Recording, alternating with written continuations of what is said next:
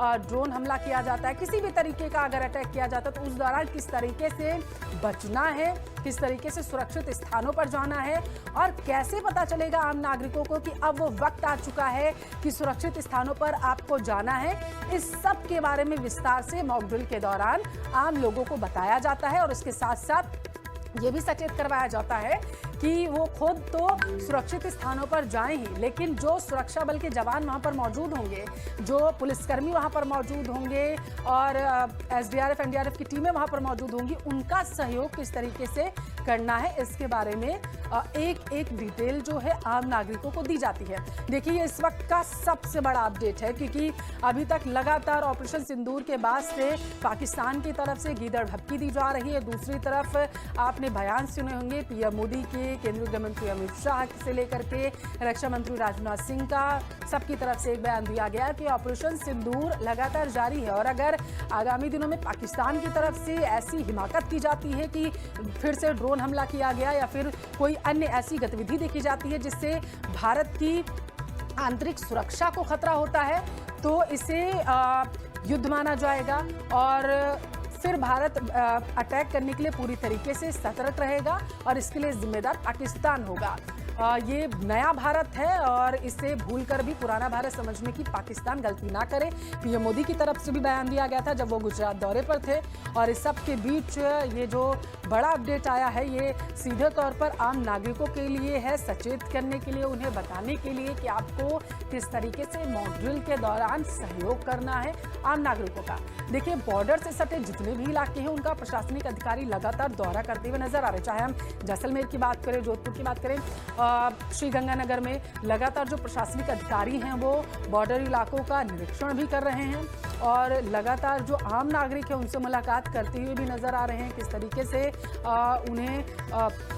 Operation सिंदूर के बाद से खास करके बात करें, जिस तरीके से पाकिस्तान की तरफ से लगातार ड्रोन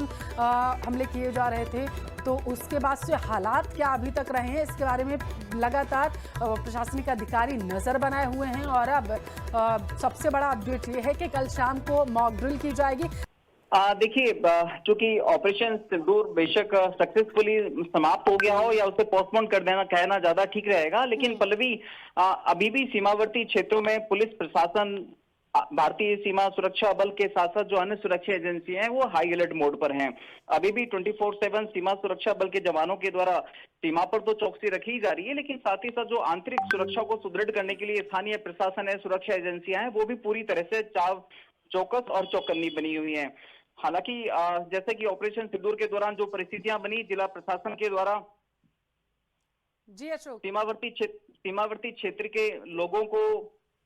सावचेत रहने की सलाह देते हुए यहाँ पर ड्रोन और पटाखे नहीं उड़ाने के भी निर्देश जारी किए गए हैं। तो ऐसे में जिला प्रशासन पूरी तरह से सजग और सतर्क है और कल जिस तरह से शाम को 4 बजे मॉक ड्रिल होने की जो समाचार निकलकर सामने आ रहे हैं उसको लेकर भी जिला प्रशासन के द्वारा तैयारियां शुरू कर दी गई हैं ताकि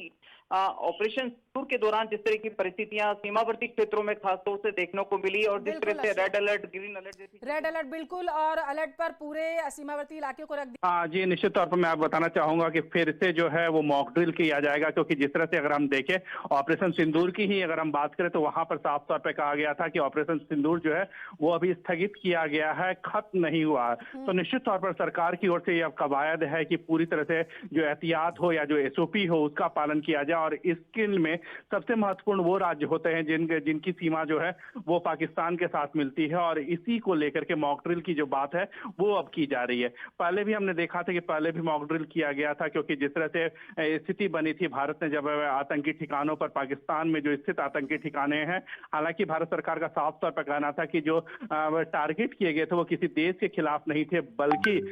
जो टारगेट थे वो आतंकवाद के खिलाफ थे, आतंकियों के खिलाफ थे, आतंकियों के ठिकाने पर वे थे और इसी को लेकर के अब जो है जो परिस्थिति बनी थी वहां पर हमने देखा था कि ड्रोन से जो है पाकिस्तान की ओर से कार्रवाई की गई थी, कई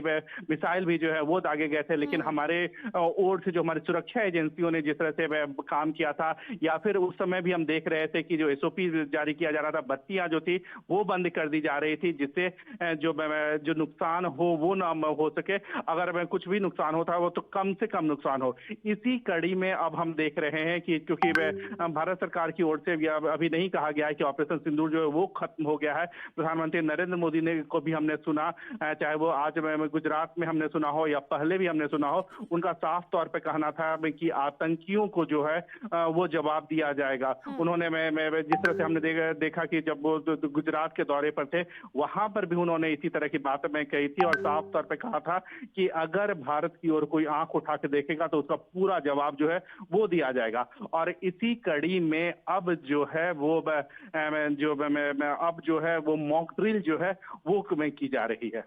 अब आपके शहर गंगापुर सिटी में चिकित्सा के क्षेत्र में नए आयाम, नए भव्य स्वरूप में आया है वर्धमान मल्टी स्पेशलिटी हॉस्पिटल, जिसमें सभी प्रकार की बीमारियों का एक ही छत के नीचे अत्याधुनिक तकनीक से चिकित्सा सुविधा उपलब्ध, जिनमें जनरल मेडिसिन, सर्जरी, गायनिक, शिशु रोग, हड्डी रोग, यूरोलॉजी, दंत रोग चिकित्सा सुविधा उपलब्ध, विशेषज्ञ डॉक्टर्स की टीम, अत्याधुनिक लैब व सभी प्रकार की जांच सुविधा उपलब्ध, सभी प्रकार की योजनाएं जैसे मुख्यमंत्री चिरंजीवी RGHS की सुविधा उपलब्ध। वर्धमान हॉस्पिटल का वादा हर व्यक्ति को निरोगी बनाना। आज ही संपर्क करें Vardhaman multi speciality hospital, Jaipur road, Gangapur city. Contact number 8302906531 और 7463294752।